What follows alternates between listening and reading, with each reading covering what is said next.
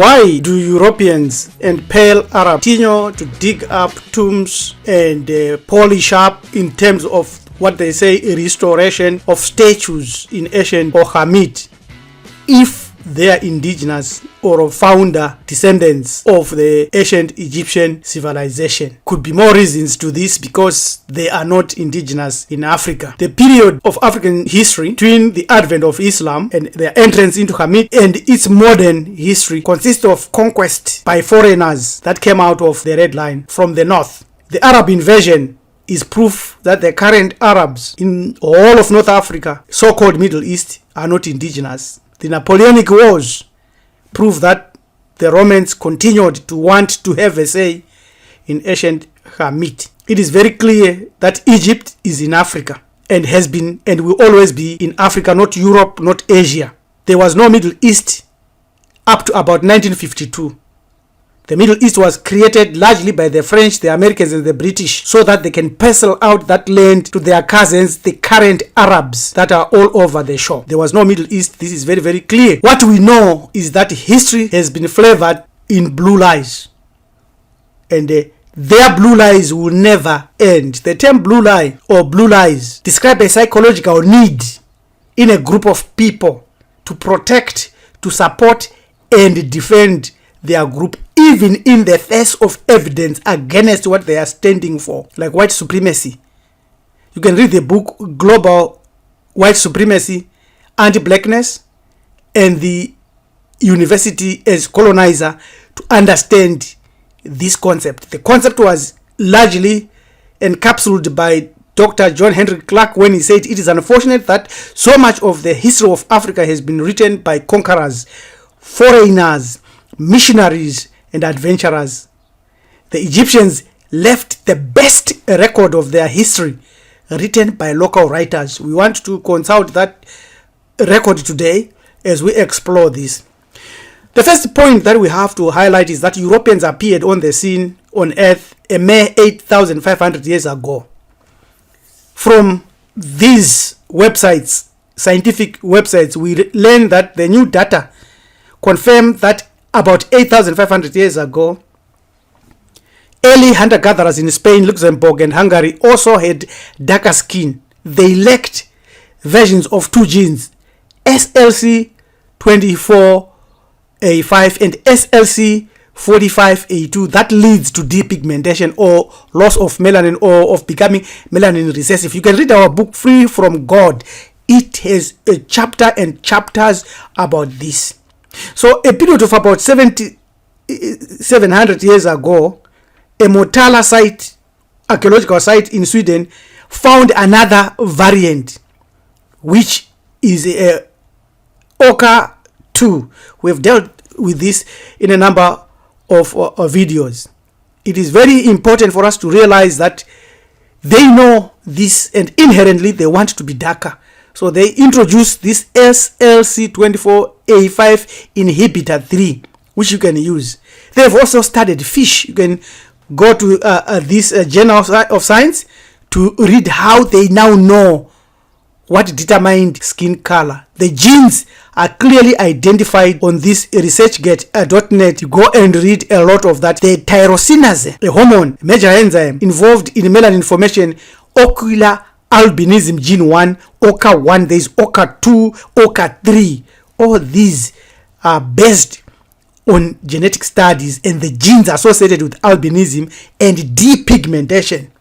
This is very, very important because it will tell us why the blue lies have to be maintained and continued. Now, in history, we have to give credit unreservedly to Jean-François Champollion, the scholar who is credited with deciphering the hieroglyphics, major nature, the language of the divinities, using the Rosetta Stone that was found in ancient Ḥamit in Africa.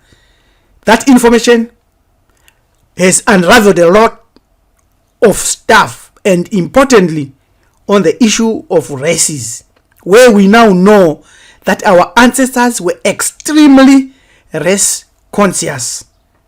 They never turned to the left or to the right when they identified themselves as well as the foreigners like the Tamahu. And we learn from Champollion his explanations that when he went to a place, Bel Ben Meruk, he found the images of 4 races displayed.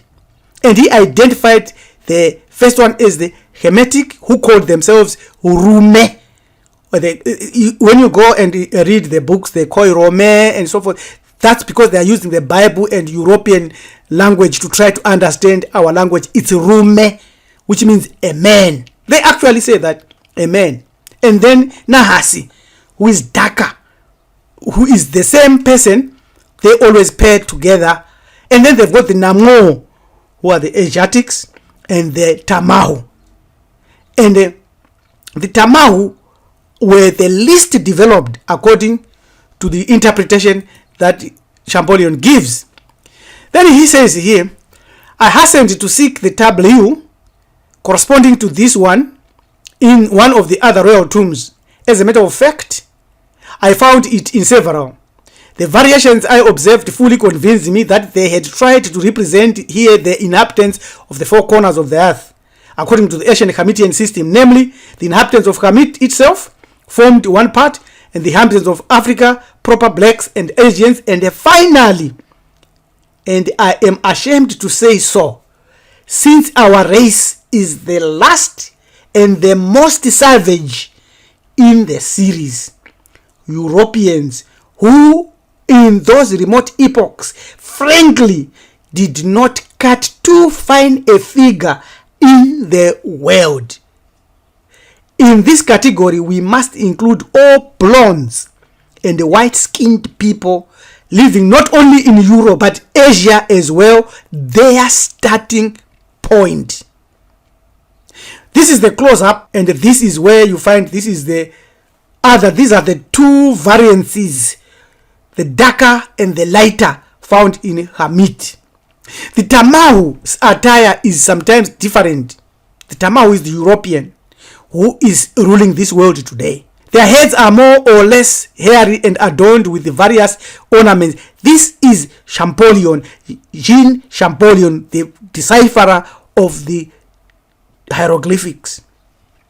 He says, their savage dress varies somewhat in form, but their white complexion, their eyes and beard all preserve the character of a race apart. I had a strange ethnographical series copied and colored.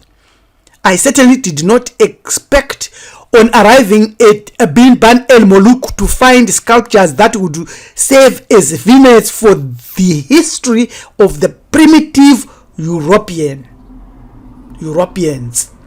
If ever one has to get courage to attempt it, nevertheless, there is something flattering and consoling in seeing them, since they make us appreciate the progress we have subsequently achieved. Honestly speaking, let's be fair, these people were the least barbarians, primitive, but now they're at the top of the world for the last 600, 700 years.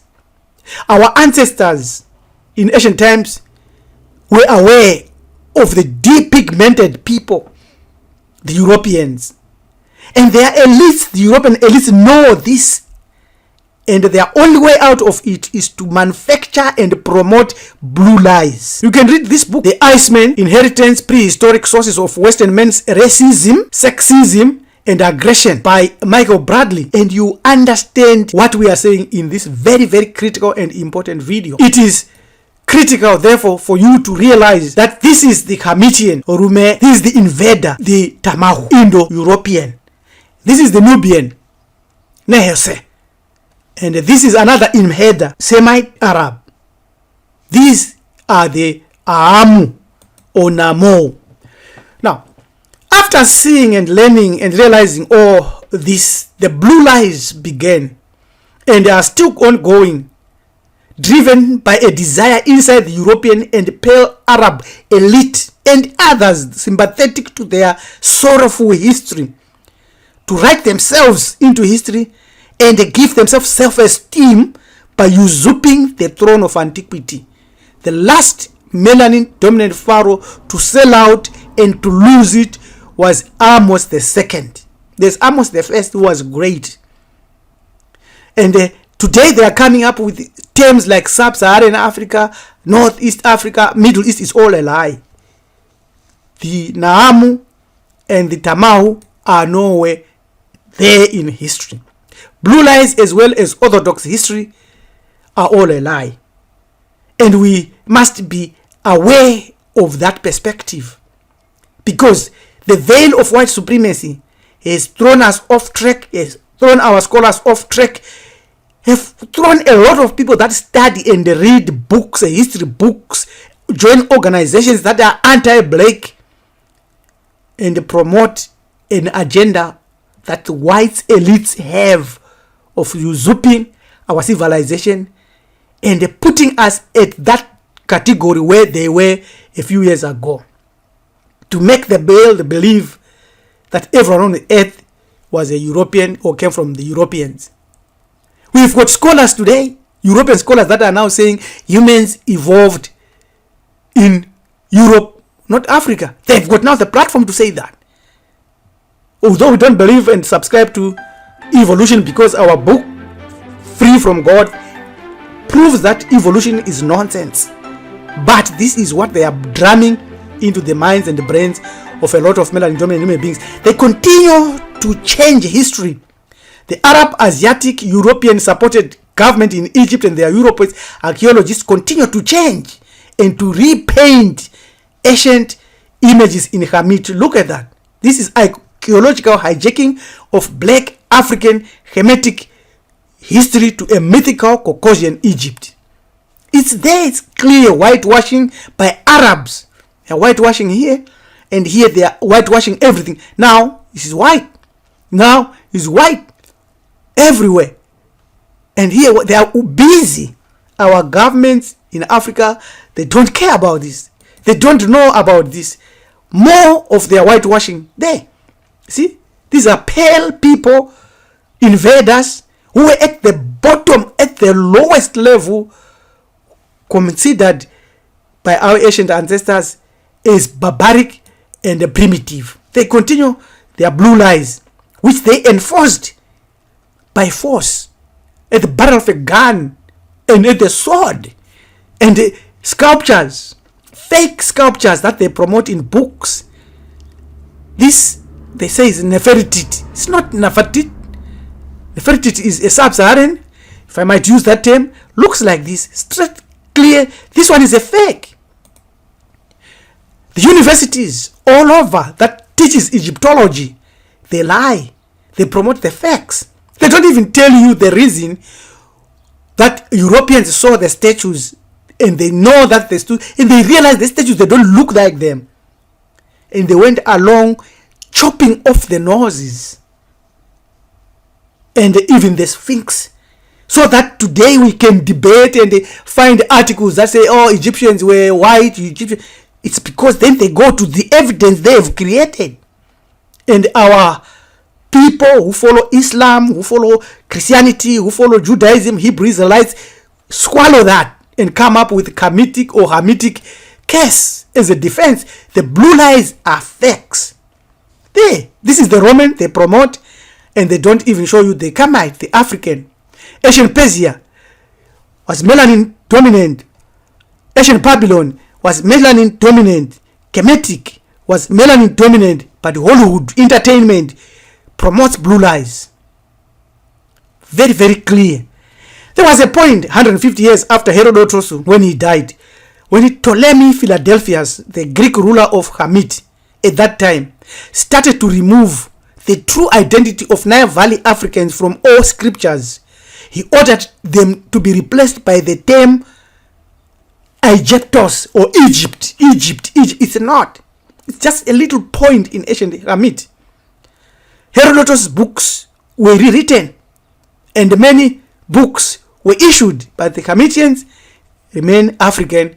That never changes. Before colonization, they accepted that. After colonization, they changed. This is a bust of the true king Tutankhamun. This and the mother, Queen Tiye, grandmother. This is clearly a black family, but now they come and promote their own. The mulatto, same thing. How do you get this from that? It's all a lie. Again, when we look at this image, the nations which were under the control of Pharaoh Ramesses III, Sudan, where he came from, Kush, Kenya, which is Punt. You look at them, you see what they look like. Canaanite or Kenyani, it's also Kenya. This Canaanite is Kenya. You look at them, they're lighter. Then we have got the Namu, who are the Asiatic, and other North Libya, the Berbers and Europeans, one people. And the Jordanite, the Moab, looks like that. These are all the people that were ruled by our ancient ancestors. You see the African style of using animal fat to do their hair, to have fragrance and red ochre. And here is a musician. Even the ancient Greeks said the ancient Egyptians were black. Clearly, without doubt. In conclusion, let us know the authors of Blue Lies. These are the Turks who are in the so-called Middle East. They are mulatto friends, sympathetic black people, ignorant black people who are in religions and philosophies that do not open up this type of history. And the usual suspects, the Europeans. They continue to write blacks out of history, to promote blacks out of history, to degrade blacks and putting them in the position that they were.